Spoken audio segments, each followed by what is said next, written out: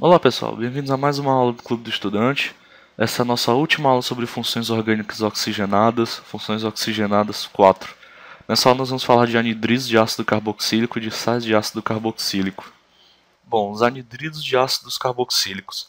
Anidrido é todo composto que é formado por uma reação de condensação entre ácidos carboxílicos.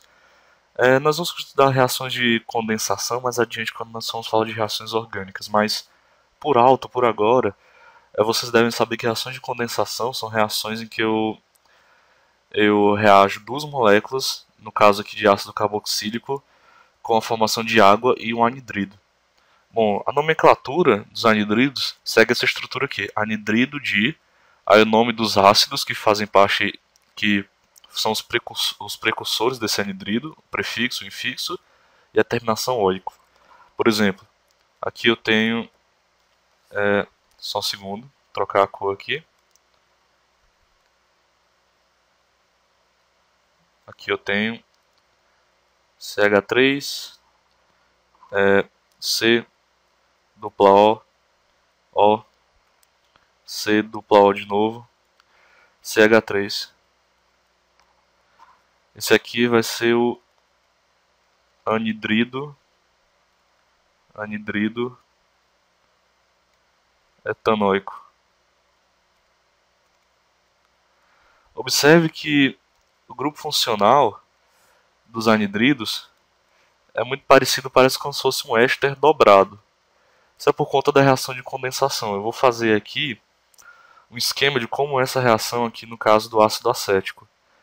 Eu tenho aqui CH3, C, dupla O, OH, uma molécula de ácido acético, reagindo com outra molécula de ácido acético. Aqui é a mesma molécula, só coloquei invertida dessa forma para poder escrever melhor a reação. Aí eu tenho uma reação de condensação. Como é que é essa reação de condensação? Como eu disse, a produção de água, esse hidrogênio aqui sai, e esse OH que sai. Esse hidrogênio e esse OH que vão sair, essa hidroxila, vão formar água. E esse oxigênio que ficou vai se ligar nesse carbono aqui, nessa ligação aqui que foi deixada pelo hidroxila. Aí eu vou ter CH3, C, dupla O, C, dupla O, CH3, um anidrido acético, que é o composto que nós tínhamos lá em cima. Todas as reações de formação de anidrido são dessa forma, são reações de condensação entre ácidos carboxílicos. Bom, outro exemplo aqui de nomenclatura, eu tenho aqui um CH3, CH2, C, dupla O, C. Tem aqui um anel benzênico. Esse anel benzênico ficou horrível, mas ignorem, pessoal. Esse aqui vai ser o anidrido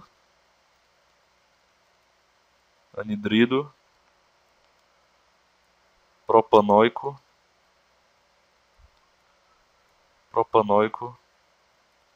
benzoico.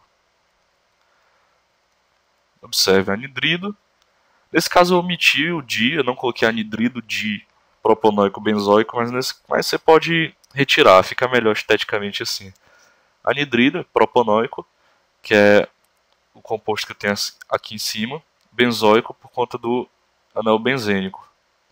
Bom, quanto às características físico-químicas, as propriedades físico-químicas dos anidridos, eles costumam ser líquidos ou sólidos. Eles são pouco solúveis em água, mas são solúveis em solventes orgânicos. Por exemplo, benzeno, éter, álcool. Eles costumam ter um cheiro bem forte e irritante e são bastante reativos. Tanto que eles são muito usados em reações de síntese para a produção de compostos industriais, esse tipo de coisa. Bom, os sais de ácidos carboxílicos se formam quando o hidrogênio da hidroxila de um ácido carboxílico reage com a hidroxila de alguma base, formando um sal e água. Por exemplo, eu tenho aqui ácido metanóico reagindo, por exemplo, com NaOH, hidróxido de sódio. Só um minuto, trocar as cores. Esse hidrogênio aqui da hidroxila do ácido carboxílico reage com a hidroxila da base, formando água. E esse cátion aqui se conecta a esse oxigênio aqui. Aí isso aqui é representado dessa forma. O menos Na+. Ou seja, sais de ácido carboxílico é todo composto que reage dessa forma. Reage com uma base, fazendo com que o seu cátion vá para o oxigênio da hidroxila do ácido. Quanto à nomenclatura, é o prefixo mais o infixo mais o ato de nome do cátion. Nesse caso aqui, metanoato de sódio. Uma outra forma de representar esse composto, que também você pode ver em livros ou nas provas de vestibular, é dessa forma aqui.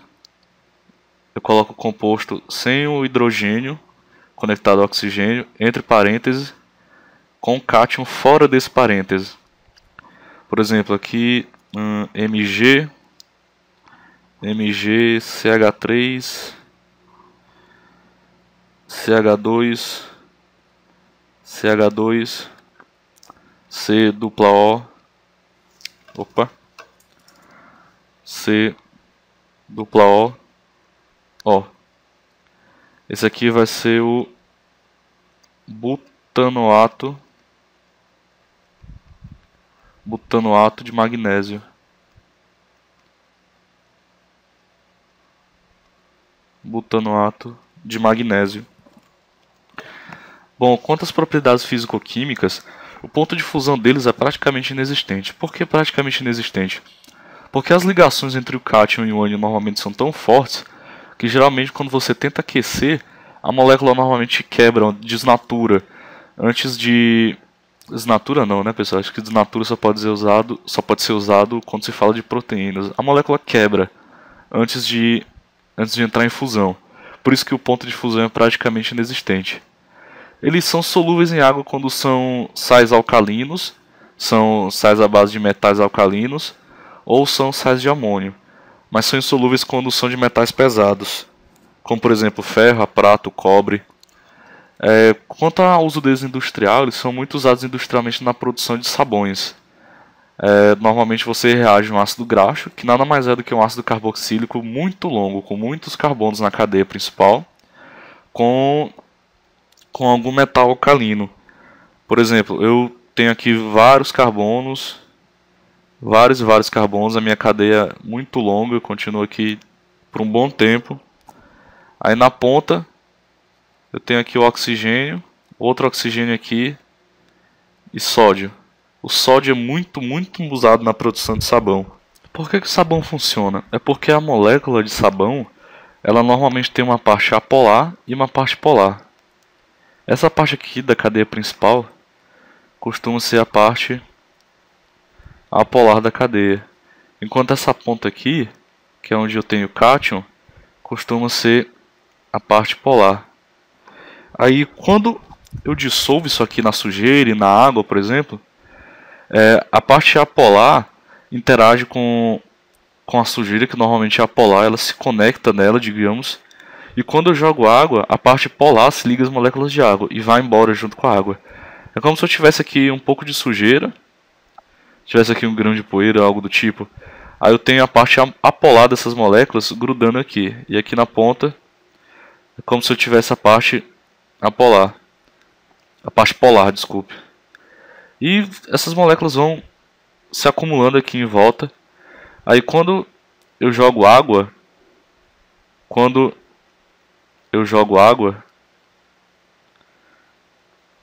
bom, pessoal, isso aqui era para ser um balde, isso aqui era para ser água, mas ignore esse desenho. Quando eu jogo água, essas moléculas interagem, a parte polar dessas moléculas interagem com as moléculas de água e vão embora junto.